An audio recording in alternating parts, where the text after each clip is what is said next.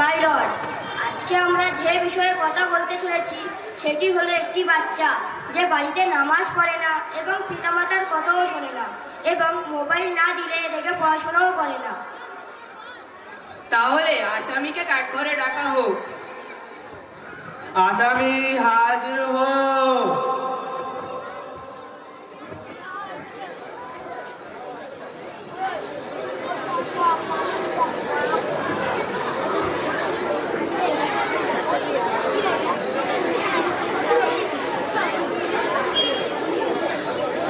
তোমার উপর যে অভিযোগগুলি করা হয়েছে সেগুলো কি সত্য?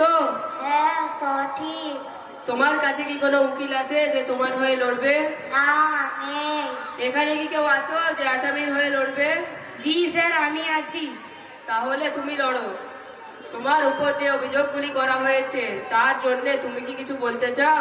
হ্যাঁ, আমি নামাজ পড়ি না, আমি অপরাধী। আমার তো নামাজ পড়ার ইচ্ছা আছে। আমার হুজুররা মক্তবে আমাদের খুব মেহনতের সাথে নামাজ শিখিয়েছে এবং প্রতিদিন পড়তেও বলেছে, কিন্তু আমার বাড়িতে তো কেউ নামাজ পড়ে না, তাই আমিও পড়ি না। এতে আমার দোষ কোথায়? আমি তো এখন ছোট। কেউ যদি আমাকে সাথে নামাজ না পড়ায় আমি কি করব? আসামি পিতামাতার অবাধ্য? জি স্যার, আপনার কথা ঠিক। আমি আব্বা মায়ের কথা শুনি না, কিন্তু এতে আমার দোষ কোথায়? আমি যখনই আব্বা মায়ের সাথে কথা বলি ওনারা ফোনে ব্যস্ত থাকে, আমার কোনো কথার উত্তর দেয় না, তাই আমিও ওনাদের কোনো কথা শুনি না। মাই লর্ড, আসামি মোবাইল ছাড়া কিছুই খেতে চাই না, সারাক্ষণ কার্টুন দেখে এবং গেমস খেলে। আসামি সম্পূর্ণরূপে মোবাইল আসক্ত। Objection my lord. Objection overrule. You may proceed. Order, order. আসামি কিছু বলতে চায়? হ্যাঁ, আমি ভুল করেছি, আমি অপরাধী। আমি মোবাইল ছাড়া খেতে ইচ্ছা করে না, কিন্তু খেতে চাইনি বলে তো কেউ গল্প বা আদর করে খাইয়েও দেয় না, আরো মোবাইল দিয়ে ভুলিয়েছে, আমিও ভুলিছি। এখন মোবাইল ছাড়া খেতে ইচ্ছা করে না। মাই লর্ড, আসামি তার বাবার মোবাইল দেখতে দেখতে হাত থেকে ফেলে ডিসপ্লে ভাঙার রেকর্ডও আছে। মহামান্য আদালতের কাছে আসামির সর্বোচ্চ শাস্তি, আজই ওর মোবাইল নিষিদ্ধ করার আবেদন জানাচ্ছি। কিন্তু তুমি তো মোবাইলে গেমও খেলো। হ্যাঁ, আমার খেলতে ইচ্ছা করে, কিন্তু কেউ আমার সাথে খেলে না, আরো খেলতেও নিয়ে যায় না। এখন আমি কি করব? মাই লর্ড, আসামি দুনিয়াতে যেসব দোয়া সুন্নত শেখানো হয় সেগুলো বাড়িতে গিয়ে আমল করে না, সব সময় মোবাইল নিয়ে পড়ে থাকে। খাবার আগের দোয়া, পরের দোয়া, পেশাব পায়খানায় যাওয়ার দোয়া, এগুলো কিছুই করে না, আর অনেক সময় কামাইও করে। আসামিকে চরম শাস্তি দেওয়া হোক। আসামি কি কিছু বলতে চায়? হ্যাঁ, আমি দোয়া পড়িনি, আমি অপরাধী, কিন্তু আমি দোয়া পড়িনি বলে কেউ মনে করিয়েও দিইনি, আরো মোবাইল দিয়ে ভুলিয়েছে, আমিও ভুলেছি। এখন দোয়া পড়ার কথা মনেও পড়ে না। কিন্তু তুমি তো কামাইও করো।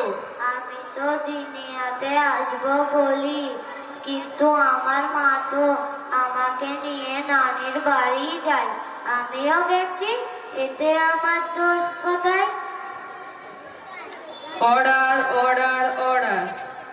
আজকে কোর্টের কার্যকর্মে যে অভিযোগগুলি উঠে এসেছে সেই অভিযোগেই আমি আসামিকে শাস্তি দেওয়ার পূর্বে গার্জেনদের উদ্দেশ্যে কিছু বলতে চাই। আপনারা সন্তানকে দোষ দেওয়ার আগে একবার নিজেকে প্রশ্ন করুন যে আপনি তাদেরকে কতটা দিন শেখাচ্ছেন এবং কোন কোন জিদ পূরণ করছেন। হয়তো এমন জিদ পূরণ করছে যাতে তার জন্য ক্ষতি, সেদিকে সচেতন হন এবং সন্তানকে জিদ্দি বানাবেন না। ও সব জিদ পূরণ করলেই ও জিদ্দি হয়ে যাবে। বরং ভালোবেসে আদর করে ভুলিয়ে দিন, ওকে সময় দিন, ওর সাথে খেলুন, ওকে সত্যিকারের খেলনা কিনে দিন। জিদ করছে বলেই ওর হাতে মোবাইল দিয়ে নিজের কাজে ব্যস্ত হবেন না। ওকে ছোট থেকে মানুষের মতো মানুষ তৈরি করুন। কখনো কোনো গরুকে বলা হয় না যে গরুর মতো গরু হ, বা কোনো কুকুরকে বলা হয় না যে কুকুরের মতো কুকুর তৈরি হতে, বরং একটি মানুষকে বলা হয় মানুষের মতন মানুষ তৈরি হতে। আল্লাহ তাআলা আমাদের সকলকে সোজা রাস্তায় প্রদর্শন করুন, আমিন।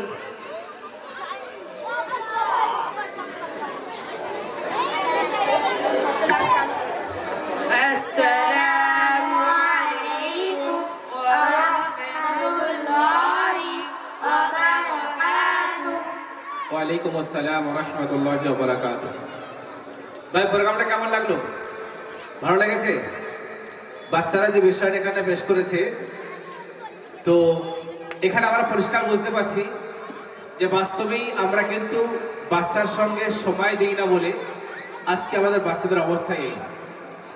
আজকে প্রত্যেকটা ঘরের বাচ্চা কিন্তু তার প্রথম স্টেপ এটা শুরু করে যে আমি খেলবো, বা আমি আমার সময়টাকে ঘরের বাইরে অন্য বাচ্চাদের সঙ্গে সময় পার্টিসিপেট করব। কিন্তু আমরা গার্জেনরা তাকে এক তো ঘরের বাইরে যেতে দিই না, দ্বিতীয় তাকে যখন ঘরে রেখে দিয়েছি তো কি বলছি, ডিস্টার্ব করছে, তো ফোন দিয়ে তাকে ভুলিয়ে দিয়েছি। এই জন্য আমাদের বাচ্চারা ফোনে আসক্ত হয়ে যাচ্ছে ধীরে ধীরে। এই জন্য মারাত্মক ক্ষতিগ্রস্ত হচ্ছে আমাদের শিক্ষার্থীরা। সুতরাং সমস্ত প্যারেন্টসের কাছে আমরা আবেদন করব যে আপনারা দয়া করে বাচ্চার হাতে সময় দেওয়ার থেকে নিজেরা বাচ্চার সঙ্গে সময় দিন, মোবাইল দেওয়ার থেকে নিজেরা বাচ্চার সঙ্গে সময় দিন। তবে কিন্তু আপনার বাচ্চা একটা ভালো উন্নত মানের মানুষ হয়ে গড়ে উঠবে। মেধা, বিবেক, বুদ্ধি এবং তার স্বাস্থ্যের দিক থেকে অনেক উপকার হবে ইনশাআল্লাহ। এই ব্যাচের বাৎসরিক পরীক্ষায় ফার্স্ট হয়েছে শেখ ফারদিন।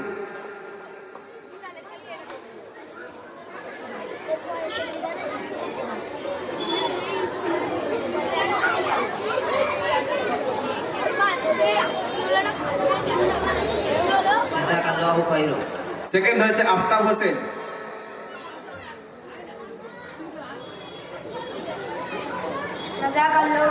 থার্ড হয়েছে আরমান মোল্লা। জাযাকাল্লাহু খাইরান। এই ব্যাচের বেস্ট নামাজি শেখ ফারদিন।